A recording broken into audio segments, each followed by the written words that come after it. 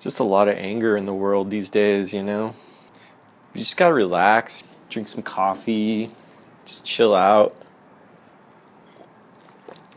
do some Korg Kross programming. What's wrong with that?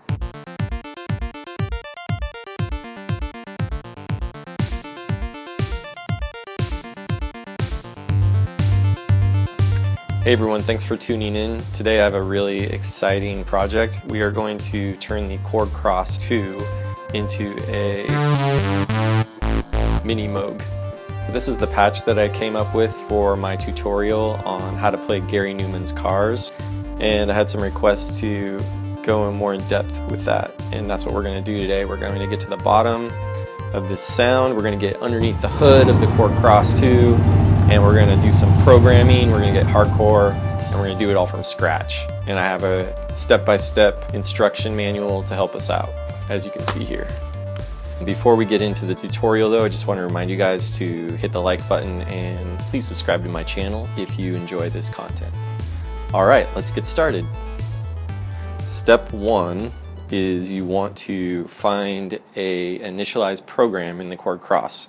So the quickest way to do that is you want to go to the category section. There's a knob there and you just hit user.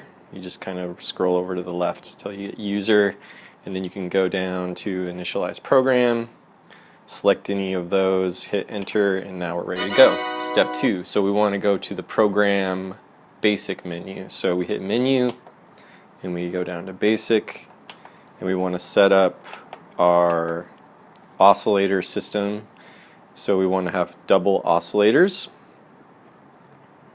and we want to have mono oscillators. So we're going to take two mono oscillators and layer them together for this sound. Next thing you want to do is just go over to the scale type and hit 2 for random. That's just going to randomize the pitch a little bit. What that's going to do is just kind of get us closer to the analog synthesizer feel. Step 3, we want to hit the oscillator menu. So we hit menu, go down to oscillator, OSC, and here's the main screen. So we want two different oscillators layered together. The first one's going to be 326, which is a square wave Moog multisample. Go to oscillator 2, hit enter, scroll down. You want to get to 313, so we have a saw Moog multisample. So we just layered together two different types of Moog multisamples. One was a saw, one was a square. So that's how you do that.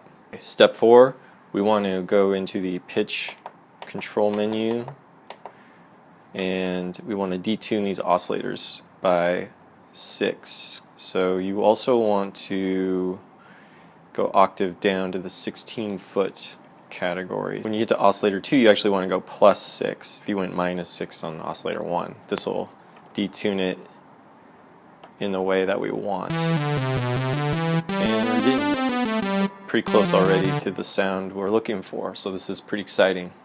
And I don't know if you guys can hear this, but my neighbor is screaming. He's having a temper tantrum because this is what he does every single day. So it's pretty awesome. Just to wrap up the final process of step 4, we want to go to the next page in the pitch menu where you can see the LFO intensity. And for LFO 1 intensity, you just want to put that up to 0.2. And of course you need to do that under both oscillators. It's easy to forget. I've definitely made that mistake plenty of times. So now you can hear some vibrations going on with the LFO. Next up, we have step 5. We have the filter. So the filter is something that I spent a little bit of time trying to figure out.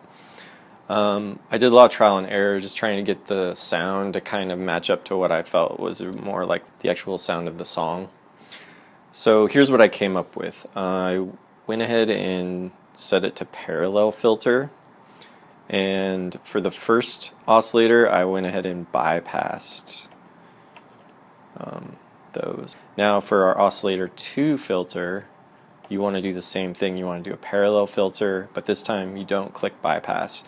And then we want our frequency set to 98 and our resonance to 1.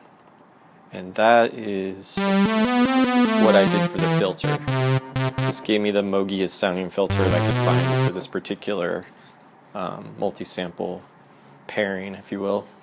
One thing I will talk about next, this is still filter related, is I did set the real-time knob controls.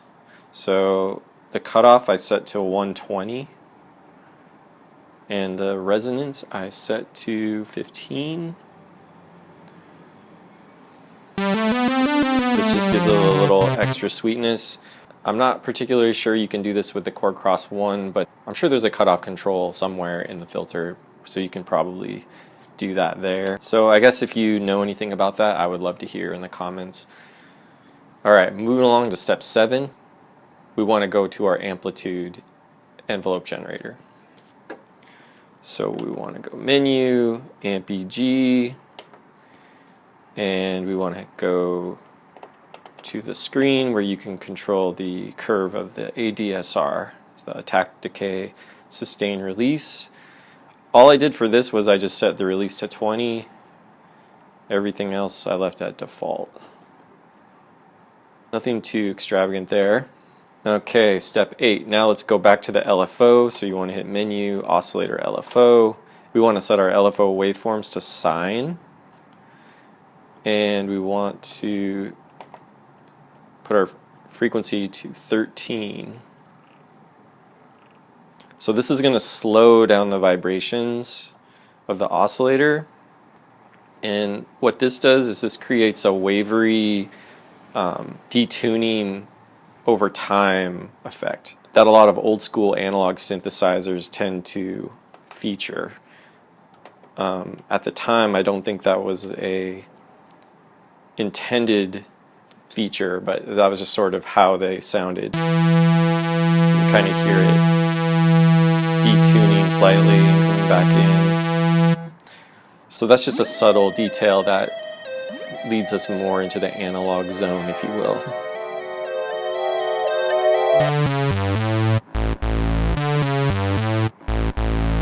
Here we are, we basically have the sound that we want.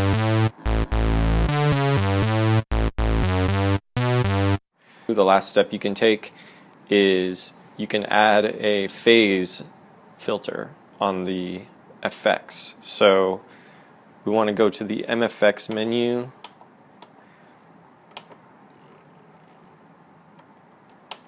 MFX standing for Master Effects, and you want to go to this menu right here.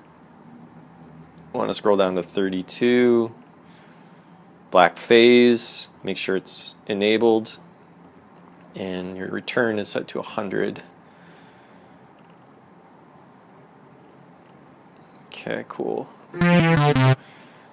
And then you can actually go deeper into the settings of the effect, and here I set the speed to 34, or 0.34 more accurately.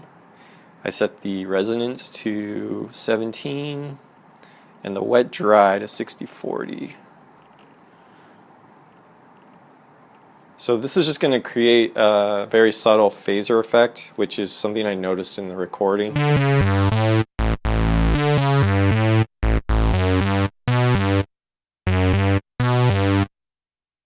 That wraps us up for another sound design tutorial. I would like to thank you guys for watching, and if you have any suggestions on how to improve the sound even further, I am definitely interested in hearing what those may be. So feel free to leave a comment down below if you have any suggestions. And in the meantime, we'll see you in the next video. Keep on synthin', guys.